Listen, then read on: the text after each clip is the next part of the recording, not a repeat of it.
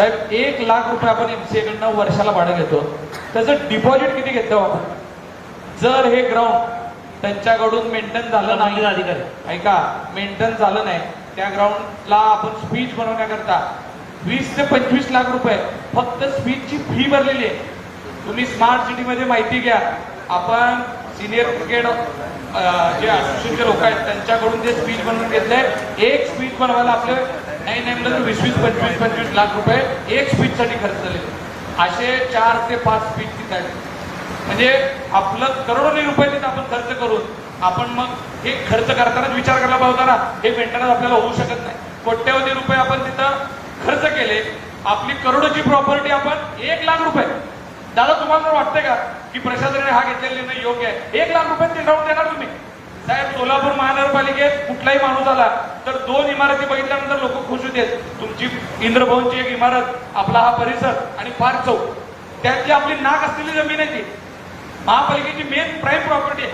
ती प्रॉपर्टी आपण 500 रुपयाच्या स्टॅम्पवर 1,00,000 रुपयावर साठी दिलेली आहे. त्यावेळी गोष्ट किती गांभीर्याची आहे. आपल्या सोलापूरकरच्या युवकांना आपण 1,00,000 रुपये, इथं 1400 कोटीचं बजेट मांडतोय. 1400 करोड रुपयाचं बजेट मांडत असताना सकाळपासून सगळ्यांनी अभिनंदन केले आणि सोलापूरच्या युवकांना खेळण्यासाठी जे ग्राउंड आहे त्यासाठी 1,00,000 रुपये खर्च करावा लागत असेल, ते आपण नाही करू शकत.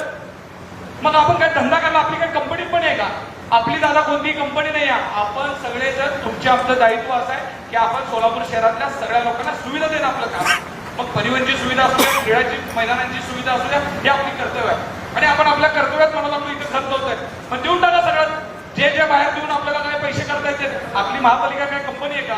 आपण लोकांकडनं जे काही कर घेतो त्या कराच्या बदल्यात आपण त्यांच्या मुलांना खेळायला ग्राउंड दिलं पाहिजे. इथल्या सभागृहातल्या कित्येक लोकांनी त्या ग्राउंडवर खेळलेले, तिथं पत्रकार तुम्ही स्वतः. आपलं महापौर चषक कुठं होत होतो? सोलापूर महानगरपालिकेचं महापौर चषक हे महाराष्ट्राची शान होतं. इतक्या मोठ्या प्रमाणात दादा आपण लहानपणी तुम्ही तिथे त्या ग्राउंडवर आला असाल, महापौर चषक त्या ग्राउंडवर व्हायचं. मोठ्या प्रमाणात महाराष्ट्रातले खेळाडू तिथे यायचे. तिथं खो खो असेल, कबड्डी असेल, ह्या सगळ्या स्पर्धा आपण सोलापूरकरांनी बघितलेल्या. मागं महापालिकेत तिथं आपण दादा लग्नासाठी ते दिलं गेलं, मग आपण ठराव केला की कुणाच्या लग्नाला देऊ नका. चांगली गोष्ट आहे. मग आपण ठराव करून ते ग्राउंड राहावं म्हणून ह्या सगळ्या गोष्टी केल्या.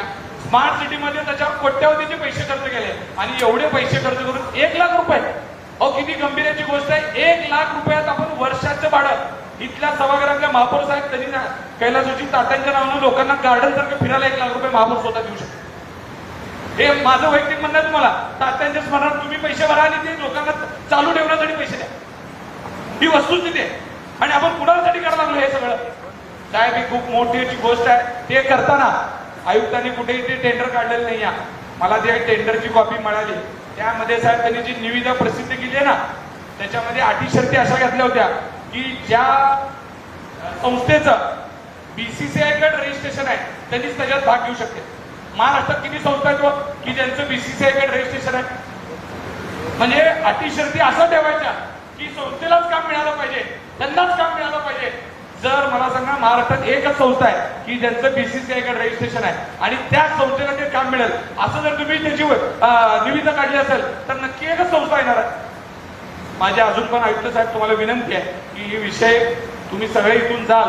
आमचं ते नाक आहे, आम्ही म्हणत नाही. सोलापूर क्रिकेट असोसिएशनने आपल्याकडे घेऊ द्या, आपण त्यांना मदत करू. इथला क्रिकेट वाढला पाहिजे, इथला क्रिकेट आपण जोपासणं आपल्या सगळ्यांची जबाबदारी आहे. पण एमसीएला देऊन अशा पद्धतीनं आपल्यावर नवीन मालक करू नका. तुम्ही सभागृहाच्या लोकांनी गांभीर्याने घ्या. आपली 300-350 कोटीची प्रॉपर्टी आपण नवीन मालकाच्या हातात देतोय. महापौर साहेब तुम्हाला माहित आहे का त्या कमिटीचे अध्यक्ष कोण आहे? स्टेडियम कमिटीचे कोण आहेत? तुम्ही आहेत. महापौर साहेब तुमचा अधिकार आहे, तुम्ही अधिकार आहेत. तुमच्याच अधिकारामध्ये अजून एक माणूस वाढवा आणि तुम्हाला जायच्या आधी त्याला विचारू लागणार की महापौरांच्या निर्णयामध्ये तरी येणार. हे योग्य आहे का? म्हणजे